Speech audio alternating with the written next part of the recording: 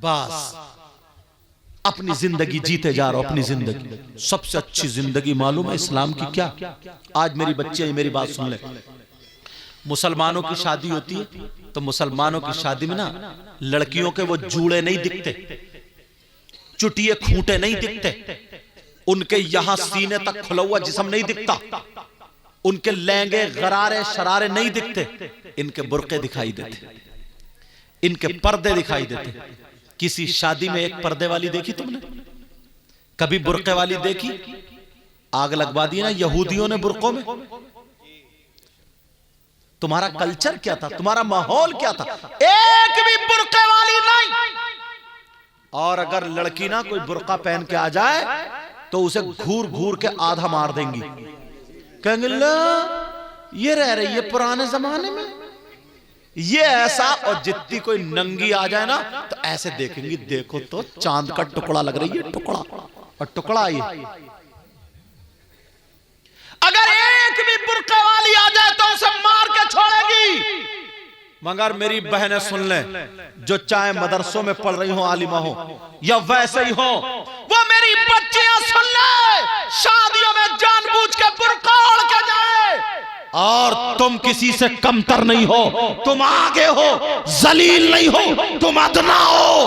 और बता देना उन लड़कियों को, अरे देख हम मुसलमान की बेटी है, अगर तू अंग्रेज की बेटी हो तो बता, तू यहूदी की बेटी हो तो बता, तू बंगी की बेटी हो तो बता, हम मुसलमान की बेटी है, हम हाजी की बेटी है, हम सैयदा फातिमा को फॉलो करेंगे और तू नाचने वाली कंजड़ियों को फॉलो। क्या बात है, क्या बात है। नारे तकबीर, नारे रिसालत, नारे गौसियत, मसलके आला हजरत उलमाए अहले सुन्नत हुजूर सैयद मुकीमुर रहमान साहब क़िबला।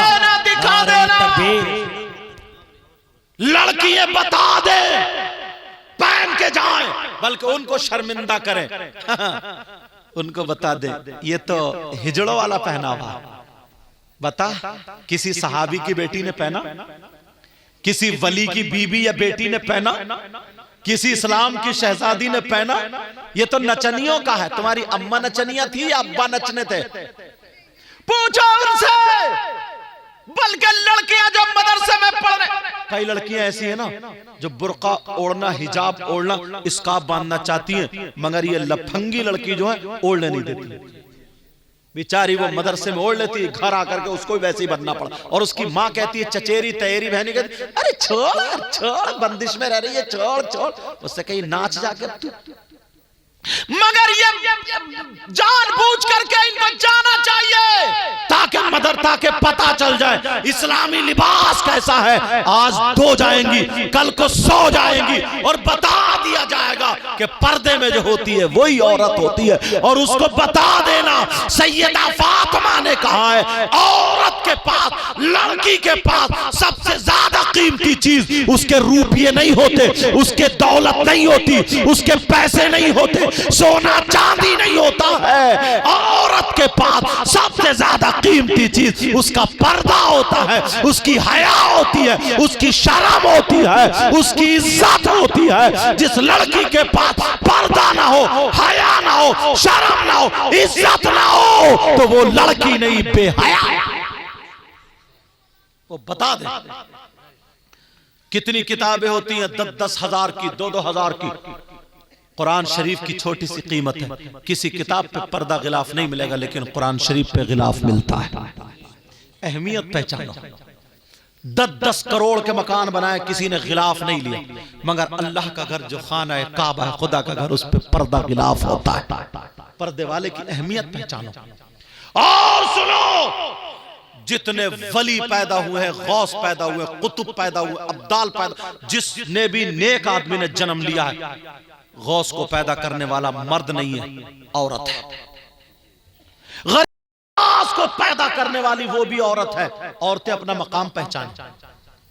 साबिर पाक को पैदा करने वाली औरत है, वारिस पाक को पैदा करने वाली औरत है, मखदूम पाक को पैदा करने वाली औरत है, कुतुबुद्दीन निजामुद्दीन को पैदा करने वाली औरत है, बाबा फरीदुद्दीन को पैदा करने वाली औरत है, मगर सुन लो वो औरतें कैसी थी। वो औरतें नंगी नहीं थी, वो औरतें जिस्म दिखाने वाली नहीं थी, वो औरतें गैर मर्दों से बातें करने वाली नहीं थी, वो औरतें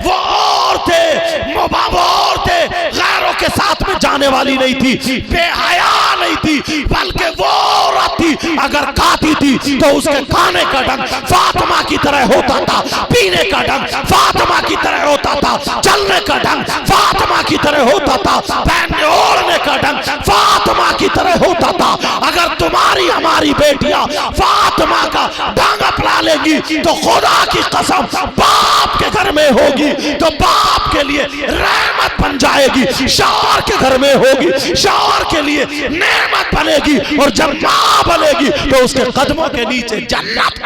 क्या बात है, जिंदाबाद। नारे तकबीर, नारे रिसालत, नारे गौसियत, मसलके आला हजरत, उलमाए अहले सुन्नत, फैज़ाने सरकारे मदीना।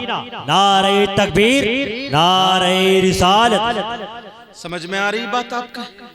ये माँ बाप की जिम्मेदारी है, माँ बाप की। कोई मौलाना हमारी तुम्हारी बेटी को दुपट्टा नहीं उड़ाएगा, कोई आलिम मुफ्ती नहीं उड़ाएगा, कोई इमाम नहीं उड़ाएगा, ये माँ उड़ाएगी या बाप उड़ाएगा। भाइयों, तुम्हें डीजो से बाज रहना होगा, तुम्हें नाचने से बाज रहना होगा। तुम नाचोगे तो बहन को नहीं रोक सकते नाचने से, अगर तुम नाचोगे नचकइये रहोगे तो बहन को गलत हरकतों से नहीं रोक सकते। बोलो इतना कहना मानोगे मेरा? इलल खैर, जो क्या करें भलाई की तरफ बुलाएं, और वयअमुरून बिल मारूफ, और अच्छाइयों का हुक्म दे, अच्छी बातों का हुक्म दे। अब ये किस पे जरूरी अच्छी बातों का हुक्म दे?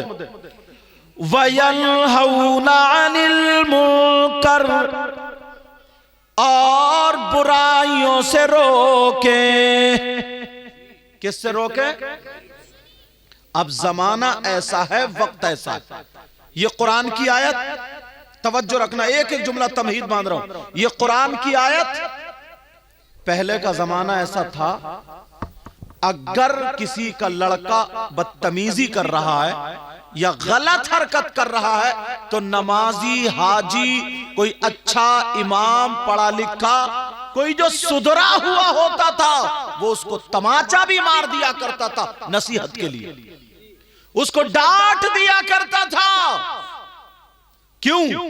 अब उसके घर वाले जब आते थे पलट के तो सब उसी मारने वाले की तरफ होते थे और कहते थे तुमने अच्छा किया, ताकि इसकी गलती सुधर जाए और ये नसीहत इसको मिल जाए, अच्छाई की तरफ आ जाए। बोलो है कि नहीं? मगर आज का दौर बड़ा खतरनाक बना लिया हमने। आज का दौर ये नहीं है अगर किसी का बेटा शराब भी पीता हो, आप हाजी नमाजी हो या गांव में इज्जत वाले हो, अगर आप उसके एक तमाचा मार के देख लियो कि शराब क्यों पी रहा, गलत काम क्यों कर रहा है, बाज आ जाओ, तो उसके खानदान वाले उसकी तरफ से नहीं बल्कि लड़के की तरफ से हो जाते हैं और छूटते ही ये कहते हैं मेरा लड़का चोरी करे, डकैती करे, शराब पिए, कुछ भी करे, मेरा बेटा है, तू कौन होता है मारने वाला, चल निकल। और दो चार गांव में चढ़ाने वाले पीछे से पिन लगाने वाले ऐसे हो जाते हैं, सही कह रहे हैं, इसका क्या मतलब? क्योंकि उन्हें गांव में पार्टी बनानी, इससे बहुत ज्यादा खुराफात है। मगर जरा तवज्जो करो, गौर करो, प्यारो जहन को संभालो। अरे यार, यही लोग फिर पीछे हटते चले गए, टोकना बंद कर दिया, इमाम भी बेचारे नहीं टोक रहे, नमाजी, कारी, हाफिज कोई नहीं टोक रहा है। जैसी तेरी दाल भात वैसी मेरी फातिहा, कोई नहीं टोक रहा है। तो ना टोकने की वजह यह है अब मामला इस हद तक बढ़ गया है, मामला इतना बढ़ गया है, बाप भी अंधा हो गया, माँ भी अंधी हो गई, चचा भी अंधे हो गए, मामू भी अंधे हमारी जवान बेटी है, उसका दुपट्टा पास में नहीं है, 18-20 साल की लड़की बाप के सामने बगैर दुपट्टे के, माँ के सामने बगैर दुपट्टे के, चाचा ताऊ खालू मामू के सामने बगैर दुपट्टे के, और अगर शादी ब्याह या फंक्शन आ जाए तब तो पूरे गांव के सामने आधी